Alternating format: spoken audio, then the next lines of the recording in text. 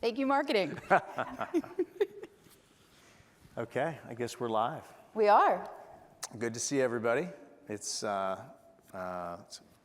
light room here today, but that's all right. We've got our contingent in the front. I'm Mike Campese with the DDC Group. I'm the Chief Business Officer of the Shipping and Logistics practice globally. Leah, I'll let you introduce yourself. Hi, I'm Leah Drake. I'm our Contact Center Operations Manager for the Americas. And yeah, we're here to talk about back office mistakes that destroy the customer experience. And you know, we tend to think of customer experience as those that are front of the house, you know, customer facing. We spend a lot of time talking about customer service skills and that kind of thing. But you know, kind of like in a restaurant, all the best atmosphere and the best servers, and none of that means anything if the kitchen is in disarray and producing things that don't come out right. So there's a lot that goes on in the back office of transportation and logistics companies that destroy customer experience. A little bit about the DDC Group. DDC Group, we've been in business for 35 years, and the last 20 of which we've really focused on shipping and logistics and have built a very strong base in the domain. We work with over 30 LTL carriers, a number of other 3PLs, freight forwarding, and we basically solve problems in the back office and in the customer experience areas and operations of transportation and logistics companies. And you might have heard us associated with freight bill processing. We do a lot of the freight bill processing for the LTL industry, but that's just a fraction of what we do. So with that, we'll get started. We've got a long list. We're going to move through them quickly. And this is designed to be as much of a quick punch list and a little bit of a discussion around each one of these 25 mistakes that you can make, but it leaves you with something to take home and a kind of, Liz hates when I say Skittles, kind of, you know, bite-sized punch list that hopefully you find relevant. So yeah, let's... So we're going to start with our list, and we wanted to just kind of preface by saying these are things we've seen before. These are problems that we've helped solve, because when you pick up freight, you're not just picking up the physical freight, right? You're picking up a ton of information that goes along with it, and if you lose that information or there's pieces of information missing, your quote to cash time is extended exponentially. So these are 25 things that we've seen happen, and we've tried to solve for X. All right, so this is a bit of an eye chart. It's designed to be. This is the list all in one shot, but this will give you your takeaway when you bring it home. But we're going to go, and each one of them will occupy its own slide. So one of the first ones: not structuring your AR and collections teams to align with account needs. Very, very common for LTL, 3PLs to say, hey, we've got local account AR collections, we've got corporate account, or maybe they say, you know, anybody that's over $1 million or under $1 million in revenue. Overly simplistic metrics or ways of organizing your approach. If you think about any account and all the complexity that goes on in managing AR, there are things like contracts and integrations, and you know, revenues is a dimension of that. Could be that there are freight payment and audit companies involved, or third-party software providers involved. So you want to make sure your capabilities are organized in a way that includes more dimensions than just revenue or just local and corporate accounts.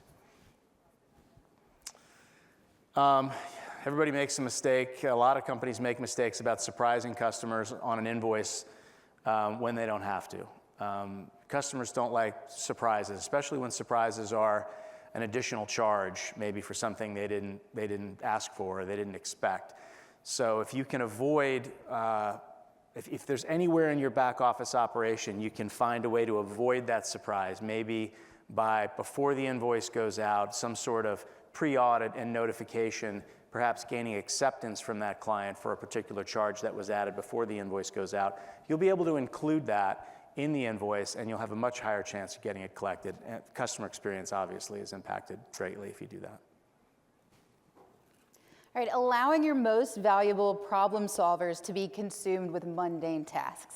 So we know in the back office, a lot of these tasks are repetitive, they're monotonous, usually not all that time consuming, but when you have to do it 300 times a day, you're risking having some really well-trained, probably well-tenured employees get really bored. And you're having them spend time on things that it's very likely with where we are in technology, there is a simple automation, some type of algorithm that we could use maybe to filter a little bit.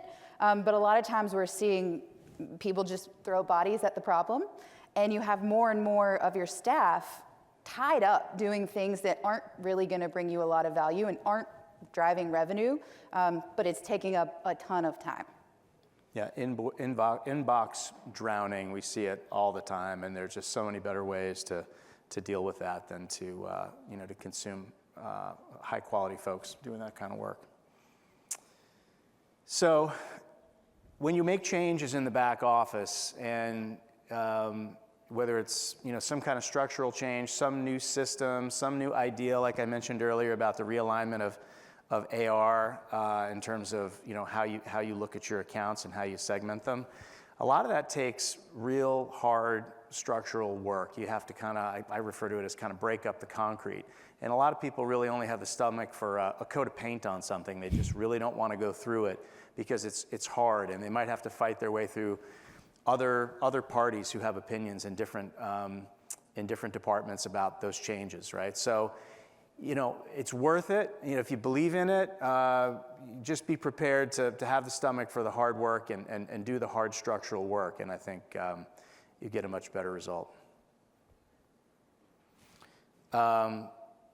So start talking if you want to make a mistake from a customer experience perspective, start talking to your AR and admin contacts after you already have a problem and something's on fire. Highly recommend that your sales team, as they get into a new account and they set somebody up for the first time, have an onboarding meeting with all of those back office contacts, particularly your collections team. You could, and I would even encourage you rebranding collections. We did it at a carrier I was at a while back, into payment services. And it's a more proactive, a more kind of partnered, title. And the whole idea is let them get to know these folks at the carrier or at the customer, or the 3PL rather, before there's an issue, right? I mean, make those relationships so that when you're finally ready to pick up the phone and there's an issue, you've got a contact. Hope your salespeople will gather all the onboarding requirements. In operations, this is one of my favorites. Not all salespeople, no shade to all the good salespeople that do gather that information, but oftentimes after a sale, there's no more information that's being gathered. So you're gonna run into issues with how did they wanna receive their invoices? Who should the invoices go to? Should these invoices, what are the payment terms?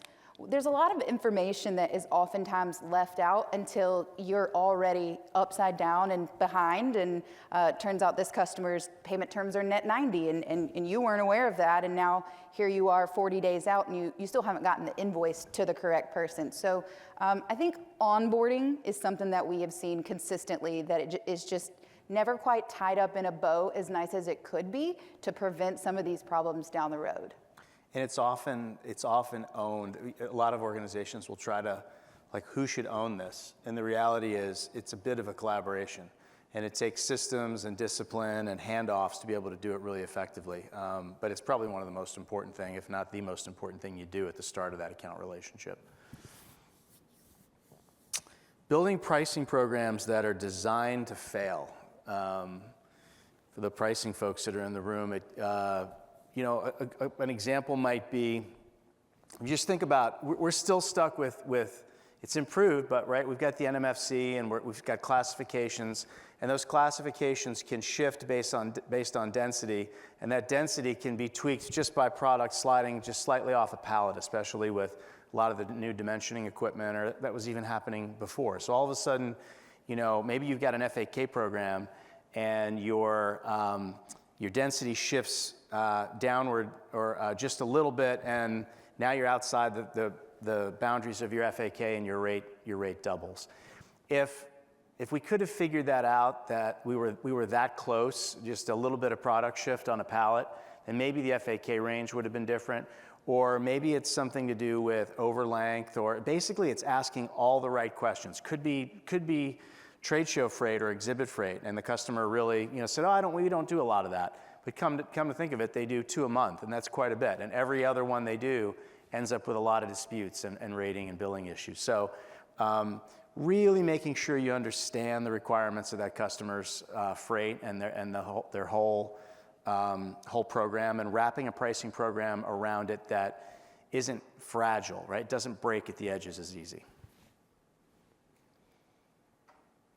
So anybody who's responsible for AR and collections, if you have $100 million out there at any given time on the street, in LTL, 40 million of it is probably in some way, or 100 million, let's just say, past due. 40 million of it probably is tangled up with some sort of dispute or some sort of snag where the customer is looking at something they didn't expect, a surprise.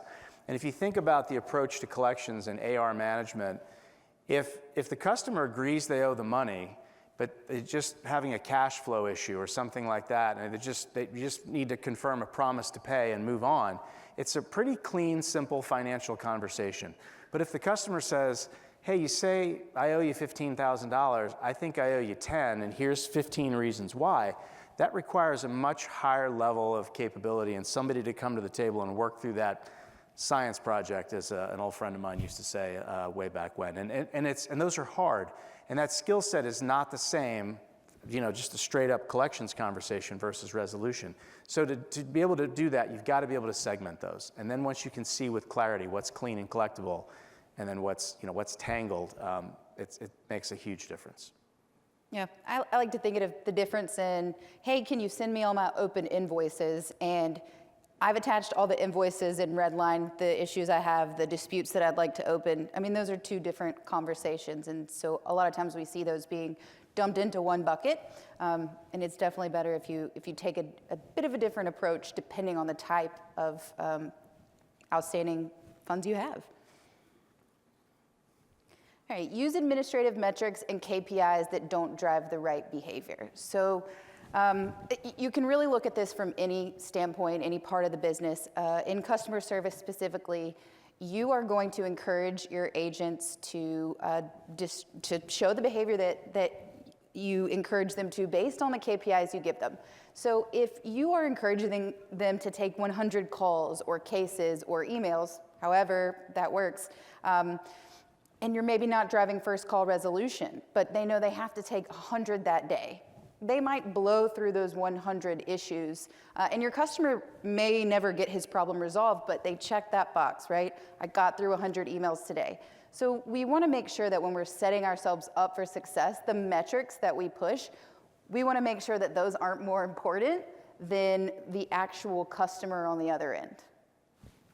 Yeah, a good, and on the AR side, an example, would be, so we have a tendency to measure maybe over 30, 60, 90, or DSO, something like that. It kind of looks at a big aggregate bucket. And if you're, one collector, for example, and you just look at your over 60, there are finer cuts that you can take at that. Like, what percentage of your accounts in your profile as a collector or as an overall collections profile have balances that are over, that 50% of those account balances are over 60 days, for example. So that suggests dirty AR. It suggests there's a whole pile of cleanup that somebody's going to need to do, and you want to get that cleanup work. You want to reduce that dirty or that disputed or that sticky AR, so that your conversations move a little more fluidly. So that's just on the admin side of it. Yeah, I think very common. Not to include, we kind of talked about it earlier, I guess, with respect to onboarding, but not including admin and ops, team members and customer meetings until there's a problem. It sort of goes hand in hand with, get to know and have your salespeople introduce all those folks kind of early in the game so that there are relationships that go just beyond the sales relationship. And that's just a good long-term strategy, in account development overall anyway. Yep. As someone in operations, I very adamantly ask all of our salespeople, hey, introduce me to everyone, top to bottom. I want to know everyone's name. I want them to know my name. So if there is a problem that needs to be solved, that's not our first interaction together.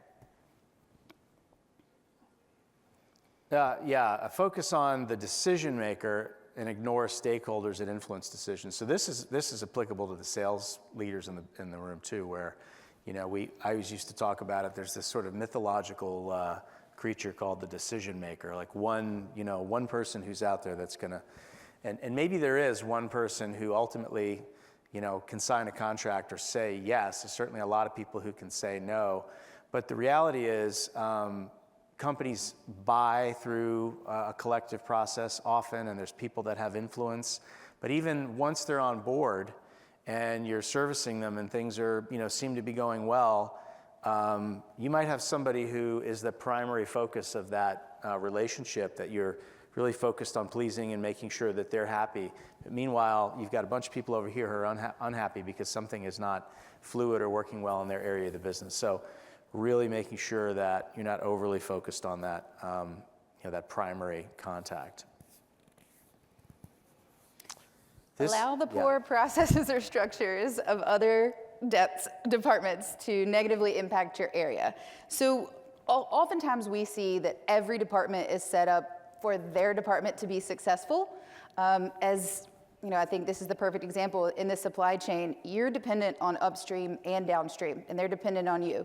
So I think oftentimes we see a lot of siloed processes where it works really well for this department, but as soon as it crosses this line, there's just this huge hurdle. And that happens at every single department, whether it be pricing, whether it be safety, whether it be credit. So we say all the time, we talk about taking a holistic approach. But this is maybe one of the best examples of how, let's just take the BOL, for example. How many different departments are involved in a BOL? I'm sure all of them have a say in what needs to be on it, how it needs to be formatted, what it looks like. And if you set it up poorly for one, you've probably set it up poorly for others. So we would definitely encourage everyone to make sure they're aware of how the process in their department affects everybody in each direction. Yeah, I can remember it was an example of this. It was an invoicing issue. We were sending, I was with an LTL carrier way back when, sending invoices out and that were being adjusted after the invoice went out. And this was a policy that wasn't, it was against policy. It's like, why is that happening? When I followed it upstream, I realized there was a staffing issue in the department that was making freight bill adjustments and doing auditing and looking for accessorials, and so they were running out of time before the invoice, so they just kept going after the invoice went out. And it happened for a very short period of time, but it was such an egregious example of, they were trying to make their number, and we were going to do it at all costs, and it was causing such a huge downstream issue. Anyway, there's tons of those. I call them, the folks that are upstream in the river, kind of polluting it for you, and it has to flow down your way. The fallacy that a digital bill of lading is a perfect bill of lading. So I've heard a number of people say, if we just got the bill of lading electronically straight away from the shipper in digital form, it's perfect. There are no errors. It's great. We just pull it into the system and everything works. And nothing could be further from the truth.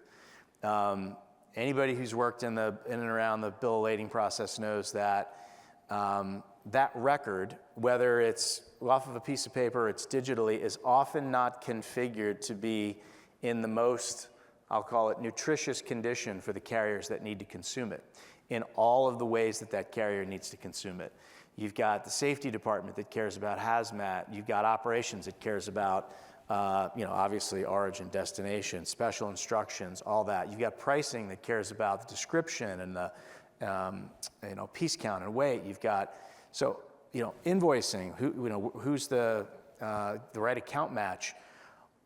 There's a ton of work that happens to condition that record to get it to a higher level of quality. So, just because you get that record electronically doesn't mean you can just ingest it into your system and everything's going to go well. There's still a lot of work to be done, and you should be working with companies that are driving bill of lading excellence, enhancing bill of lading record quality. I call them kind of bill of lading optimization practices, and whether it's digital or in the paper format.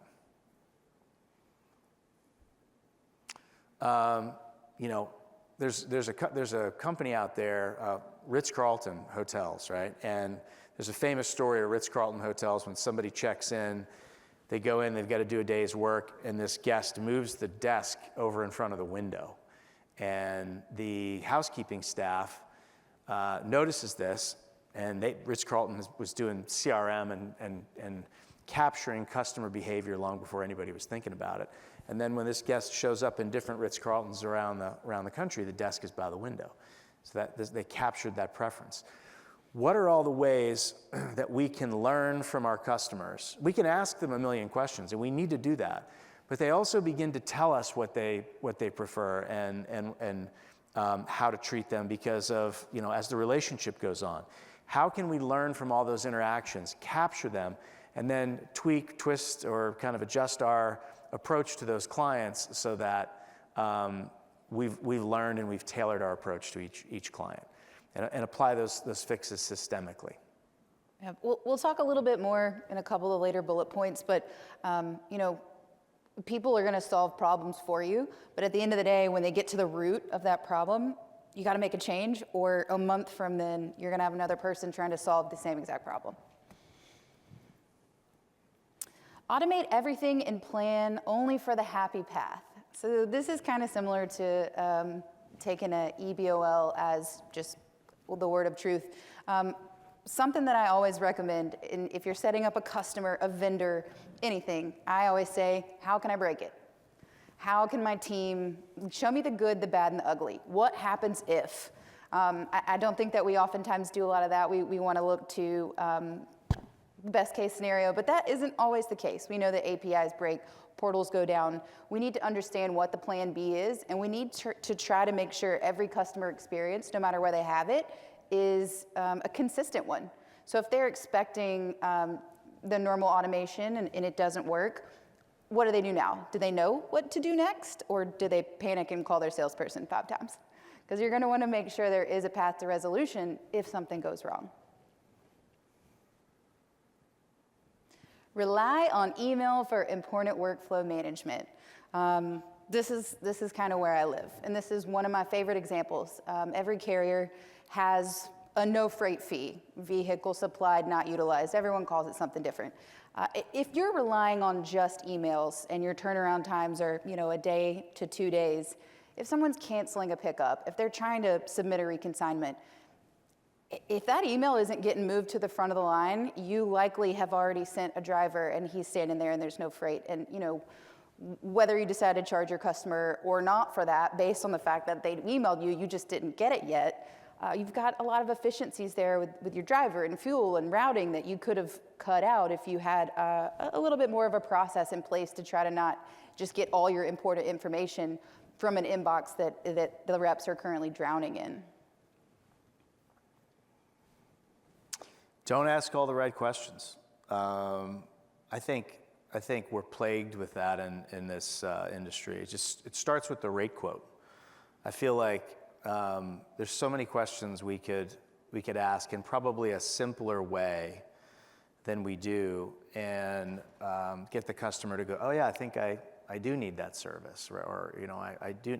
We tend to think in accessorials. Hey, do you need a lift gate? Do you need a over length, or do you need a? But there's things that we could ask, and kind of in plain speak, in the rate quote. Same is true in the onboarding process, or really anywhere in the relationship. It's don't ask all the right questions. When you don't ask all the right questions, and it's true in any relationship, in any business relationship, personal relationship, you end up with unmet expectations. Well, I didn't know that your terms were, you mentioned, right, like net 90. That's a nightmare, but it's probably out there somewhere.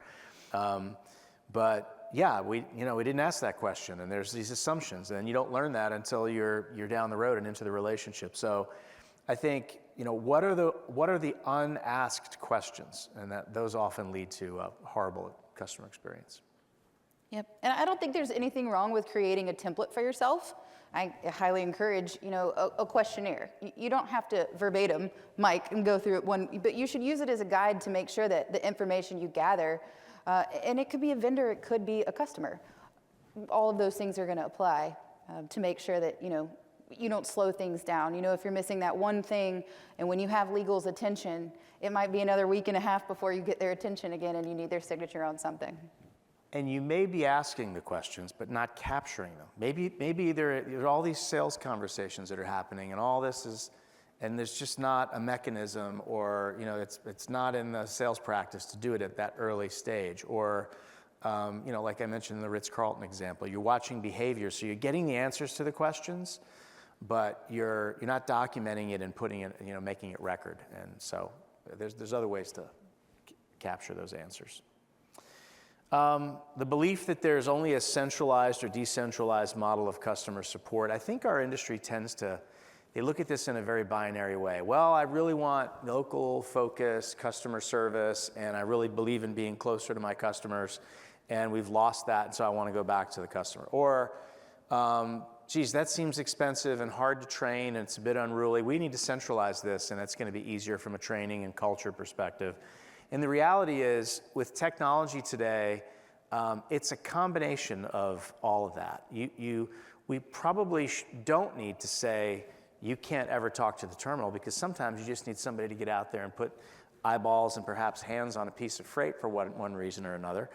But on the other hand, maybe with something like when you get into rate, or like classifications or NMFC or rate quoting, that might be a thing to look at centralizing in an area where people work very closely together and it's a higher technical discipline. You think about a hotel. If you call Waverly Renaissance and you say, you get a phone tree like everywhere else. If you say reservations, well, you're not here. You're wherever they do reservations for Marriott. But if you say front desk, you're here. So you can still get to the front desk. So I think it's this, you look at the skill sets and look at, what you're really trying to accomplish, and set something up so that ultimately the customer gets what he or she needs in that interaction. Treat a CRM as a sales tool only. How many of you have called a customer service line and talked to 3 different reps and had to start from the beginning all 3 times? We've all done it. Matt's apparently done it twice today. I think that is one of the flashing red lights that I see when, we know that CRM seats are expensive, and you may not extend a CRM license to all of your reps, but there is value in being able to look at something and tell the whole story, from soup to nuts, what's going on with this customer, not just when did they ship last, how much money do they owe me. What was the conversation they had at the terminal when they called because they were short. All of this information is so much more than just, this deal looks like it's going to close this quarter. And I don't think that we often utilize a CRM to the best of our ability. Oftentimes there's crossover. You can put notes in your TMS. Oftentimes you have to go to another screen to do that. But I think a CRM, we've really gotten away from it being a snapshot of how your customer, all the contacts. I think, again, we talk good, bad, and ugly. You should probably also put, hey, last shipment did not go well. Let's do everything we can to make the next one. Let's get it right. Yeah, it's the system of record to treat your customers better. It's customer relationship management, right? And I think, looking at it as just sales and marketing is really just missing probably 70% of the value of what a really good CRM can do to help you, not just win business, but also hold on to it.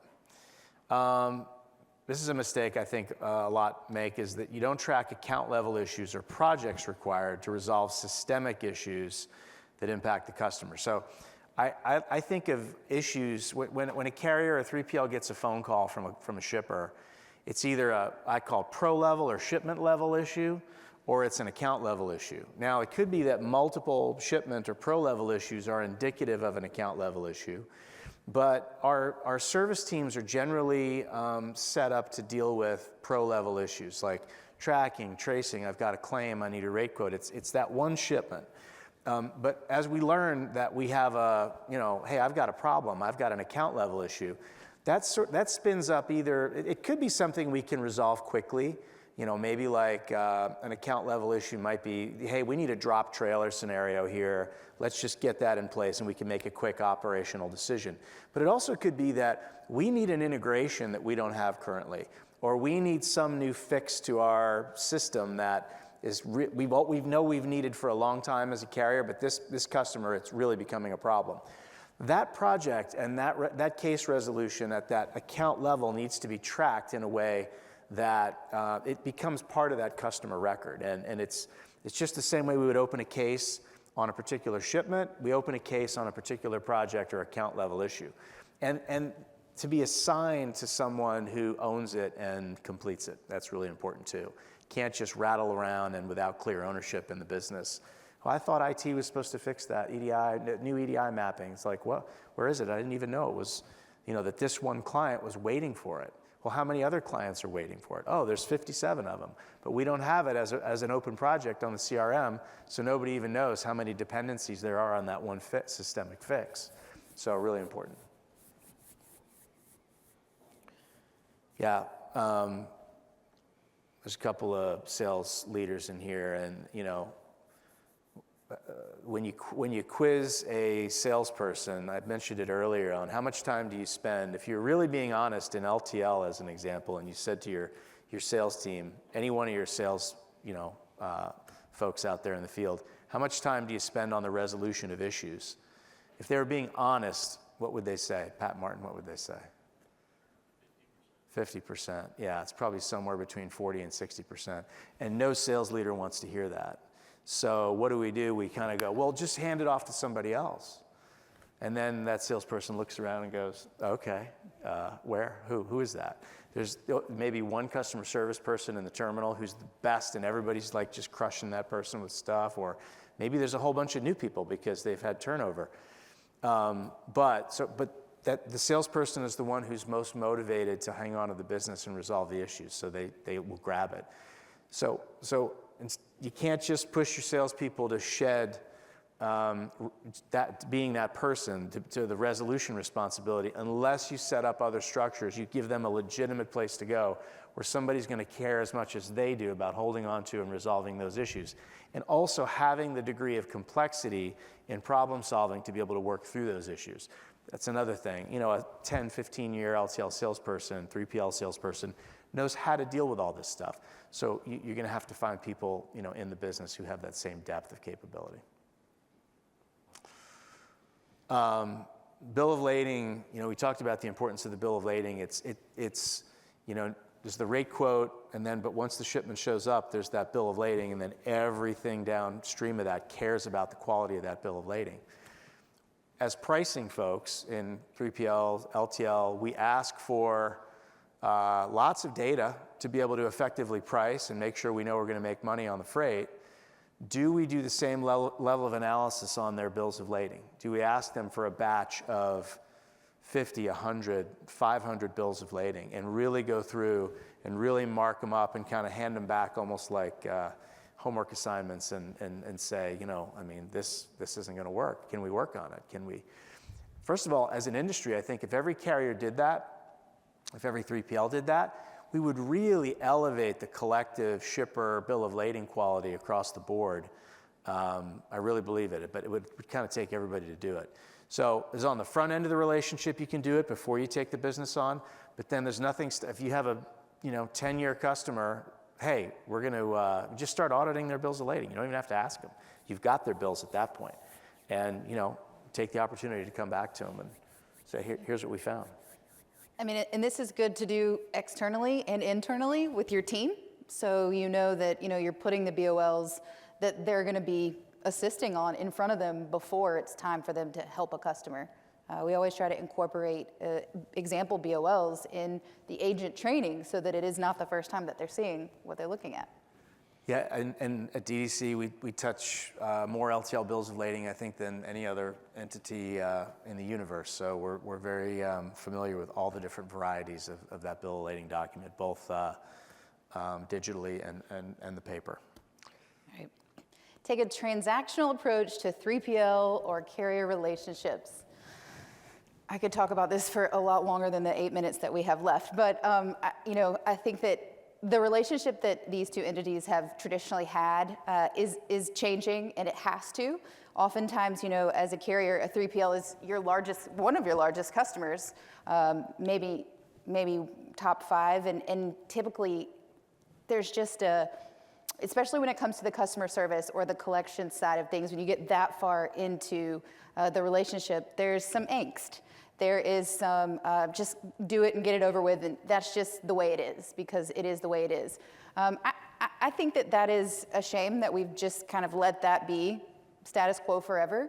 We depend on each other, 3PLs and carriers, to make sure that we could make each other's lives a lot easier. So I think that sitting down and developing actual partnerships and working relationships instead of just pricing agreements, I think we're leaving a lot of things on the table if the price is the only thing that we're negotiating. Yeah, and I think just about everybody here, this conference has become, speed dating for the carriers and the 3PLs they do business with, right? There's a lot of that goes on. You guys will all do your meetings. And I would say the pricing departments really align themselves well. But all the other dimensions of the businesses of the carrier and 3PLs, like really beginning to work more collaboratively, will make a huge difference. I think it's anywhere from, I've heard 30 to 55%, depending on the carrier, percentage of their business that's driven by 3PLs. Assume your customers are well-trained shipping professionals. There's often a lot of frustration in customer service and back office collections and wherever in account setup that you think, these are shippers, they should know better. These are professionals, this is what they do. No, often it's, hey, Leah, you're the new accountant. By the way, you're in charge of shipping, right? And you just okay, what's LTL? What's NMFC? That's often the people that are making these decisions. There are some professionals, but there are fewer and fewer of them. So it really is incumbent upon us as an industry to spend some time, be a little patient, and train and recognize when we see a behavior, we see something, hey, there's an opportunity to reach out and assume that maybe they don't really know. I sort of liken this to investing. They're sort of unsophisticated investors that have been given a pile of money and they've never had to worry about that before, and they need help. They don't know what to do with it, right? They're looking for the certified financial planner and the team that's behind whoever that person is to help them invest that wisely. So I think that's our responsibility. Yeah. And something that the salesperson is going to be able to make this distinction, right? The salesperson is going to know if they're working with an informed buyer. Your back office team might not.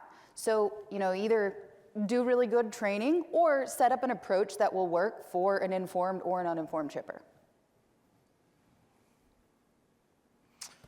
And I know what this feels like because I've had the responsibility of dealing with back office issues at a carrier, and sometimes you feel like you've got to solve it all on your own and you don't know where to ask for help, and you've got your own team. By all on your own, meaning you all got your teams, but there are entities out there, there are businesses out there, we're one of them, obviously this is the commercial part, that can come in and take a look and kind of get under the hood with you and figure out, all right, so I talk about there are two objects in LTL transportation. There's the physical object and then there's the informational object. The physical object gets a lot of attention, like, what does it look like? Is it going to stack? What does it weigh? What is the density? And is it going to hold up and is it going to get damaged? But then the informational object, we often just sort of like toss into the machine and hope it all goes well and we get the money collected. And so I think, there's a lot to unpack there and to figure out. So you've got to have somebody who can come in and kind of say, let's follow that informational object. Let's break off a piece of the journey and go to work on it and see if there are areas that we can improve. And you know, it's work worth doing, and you all have partners. In some cases, that's us, or there are some other folks that are here. I would highly encourage you to bring them in and say, you know, how do I solve for this? You know, you don't have to do it all on your own. So as we mentioned, we did put that list together. You are welcome to use it as a checklist if you would like. We have this lovely QR code here beside both of our lovely faces. Shoot our QR codes and connect with us on LinkedIn. Yes, and we're happy to share that list with you. It is a really good jump-off point if you have some problems and you're just trying to figure out where the problem starts. I think we have a few more minutes. Does anyone have any questions? There's happy hour out there, Leah.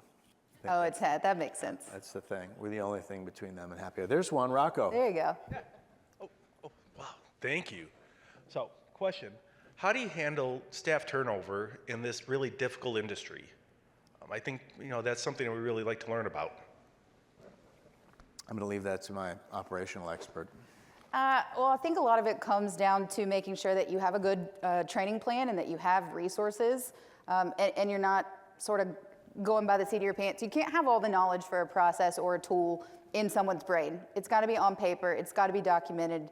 It's got to be standardized, because even if you have different trainers or you've got an LMS system, you want to make sure that the methodology you're using is consistent across the board. You know, you might have multiple sites that you're training. You might have people working in this country, people working on the East Coast, West Coast. So consistency and documentation, I would say, are your best friends, making sure everyone's learning the same curriculum. Anybody else? Going once, going twice? Thank you, everybody. We appreciate it.